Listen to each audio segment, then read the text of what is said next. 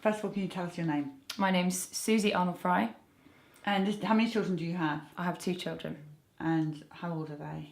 My daughter is 4 and my son is 2. Okay, so I'm going to take you back. I do not know where the story's going, but I'm going to take you right back to when you were pregnant, which is really not that long ago, really. It's a boiled. So you and your husband, what was your thinking on vaccines? To be honest, my gut instinct about them has always been very trepidatious and nervous about them, because somebody's injecting you with something and you don't know what's in it. And a lot of the time the people injecting you don't know what's in it either. And I sort of knew that even without researching it, that there would be a certain element of risk involved. So I've always been a little bit worried about it, but I haven't historically had the confidence in my own ability to make that judgment, which is why I vaccinated my daughter. So did you vaccinate while you were pregnant? I was, I'm rhesus negative, so I was given lots of anti-D shots during pregnancy. Rogam. Yeah. Is it called Rogam? Rogam? Isn't it America? It's I think in the UK it's they call it anti-D. Was it anti-D? Yeah, it's... How many did you have? You said lots.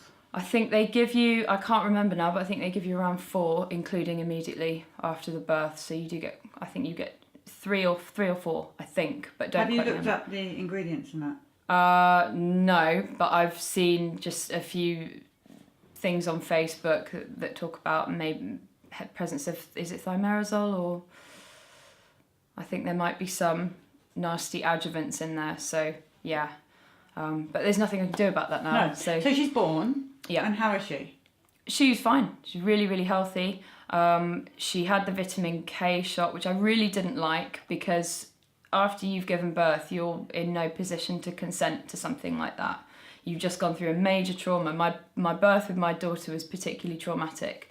So I really sort of felt pressured in that situation, and I didn't feel like I'd really been given the space to make a decision like that and do the research. They just say, do you mind if we give your baby the vitamin K shot? It's for this, this and this, and can you consent to it? And then they take the baby away. And Did they make you sign? I can't remember, to be honest. I possibly, but I'd taken so many drugs during the pregnancy, during the birth. I'd had an epidural, so I was just sort of doped up to my eyeballs. I don't remember really much about it at all, but I do remember feeling really uncomfortable about that and not happy about it and put on the spot. All right, so when did she get her next shots? The next set of shots, I think, would have been 2 months. 2 months, yeah, the 2 months round, I think, or possibly even a few weeks after she's born. I don't remember the schedule that she was on. She was okay with them. She had sort of runny poo after all of them, seemed slightly unwell, but the doctors obviously assure you that that's completely normal and nothing to worry about, and that it's just the virus in the vaccine, the antibodies being developed by the body. So I didn't really feel comfortable with it, but I didn't think too much of it. Meanwhile, while this is all going on, I have my mum ringing me up quite a lot saying, will you please read about the MMR jab? My mum's got a degree in microbiology, so she knows quite a lot about antibodies and vaccinations and pathogens and bacteria and how the body works and how the body's immune system is developed. And she was just really very much urging me to consider it and consider not getting her jabbed with it. Don't you care about your child's health and your child's well-being? And, you know, these vaccinations are really critical health measure, and anything could happen between now and then. The other thing that's worth mentioning is that she had a slight cold that day, and I said, is it safe for her to have this while she has a bit of a cold? And the nurse said, oh yeah, it's fine, you know, it's fine, it's nothing to worry about. Anyway, I refused to have the MMR jab that day, but I really felt so sort of judged, actually. Like, you're a really bad mum, you're really irresponsible, you're just a crazy crackpot putting your child in danger because you've read some stupid stuff on the internet. So I came back a month later and had the MMR jab as well. What did she get that day though? That day she had diphtheria, tetanus. DTaP. Yeah, DTaP. Yeah. She had DTaP that day. Again, you know, the same kind of response, generally just a little bit unwell, nothing really dramatic, nothing big, but just sort of a bit unwell and a bit under the weather, and that was it. But developing okay? Yeah, developing fine, no problems. Saying any words? Yep, saying words. She's still fine with all of that stuff. So we were quite lucky. I think I stopped just in time with her. So a month later, I took her back in. She had the MMR jab. She had more of a severe reaction to that one than the others. She was really off colour for about 2 days. She had a temperature. She was off her food. She had really foul-smelling diarrhoea that night. She just really wasn't well for 2 days. Everything you look at online is full of reassuring information. You know, this is completely normal, it's a normal side effect of the vaccination, it's a common side effect. And you read the words common side effects and you think, okay, that means it's fine. That means there's nothing to worry about. I didn't really begin to even notice that she might have a vaccine injury until months and months later. And it was when we started potty training her. When we potty trained her, we noticed that every time she would go for a poo, she would really, really cry. And she would howl and howl and howl and cry. And the stools she would pass would be absolutely enormous, really huge. And sometimes they'd be so big that she would bleed. You know, it would sort of cut her open. And I thought, that's not right. You know, she's only 2.5. I think it actually probably about 3. Would have been about 2.5, 3. We started training her. And I thought, that's not right. For a 3-year-old to be producing movements like that, it's really abnormal. They started commenting on it at her nursery, that they'd never seen anything, you know, stools so big. One woman said some of the other children do very, very big ones as well, but Georgie's is the biggest.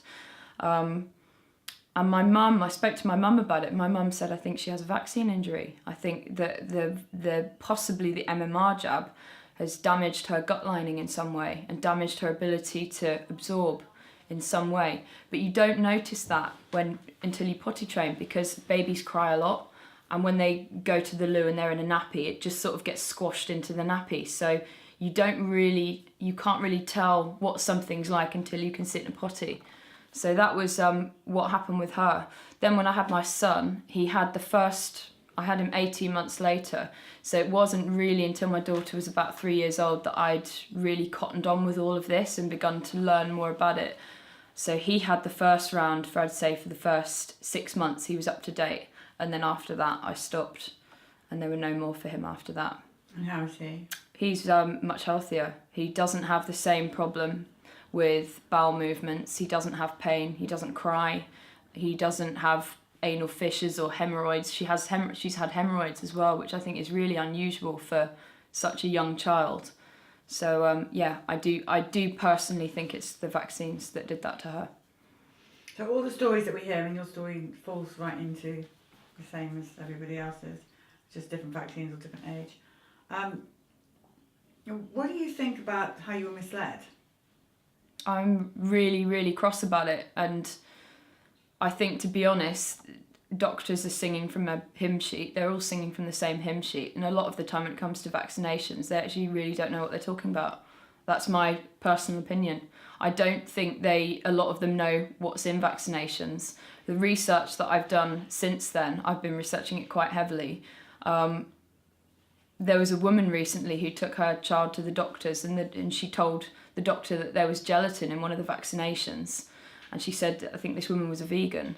And the doctor said, well, gelatin's not an animal product. And you just think, what planet are they on? So yeah, I would caution people to not be like me and to have more confidence in their own discernment and their own gut instincts and their own ability to make choices, and not allow themselves to be browbeaten by the medical profession, who a lot of the time really are grandstanding on this issue quite a lot. They don't really know as much as they claim to know. So it took for you to have an injury for you to get it? Yeah. Same with all of us. Yeah. Do you have friends, young mums like you, that just think you're crazy? Yeah, most of my friends. Most of my friends. A few of them, the more research you present them with, the most compelling thing, I think, is the injury stories. That is by far the most compelling evidence that I show people. But yeah, the vast majority of my friends and family, including my husband, think that I'm wrong about this. Husband? Yeah, my husband's very pro-vaccine. So it's been just really, really difficult. It's, you know, because you get gaslighted a lot. You have people telling you that it's in your imagination or it's a coincidence. I really, really hate that word coincidence in relation to vaccine injuries, because it's not a coincidence. It's everywhere. Yeah. Have you guys watched Vaxxed? I've watched Vaxxed. My husband has sat next to me with his eyes closed while Vaxxed was on. I made him listen to it, but he wouldn't watch it. Is your husband academic? Does he read books? Yes.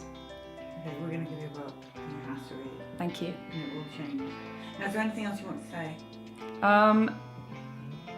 What I would like to say to anybody watching this who's on the fence is please listen to what the parents are saying. Please trust your own instincts and trust your own ability to discern on this issue, and don't just take what the doctor says as gospel, because doctors make mistakes all the time.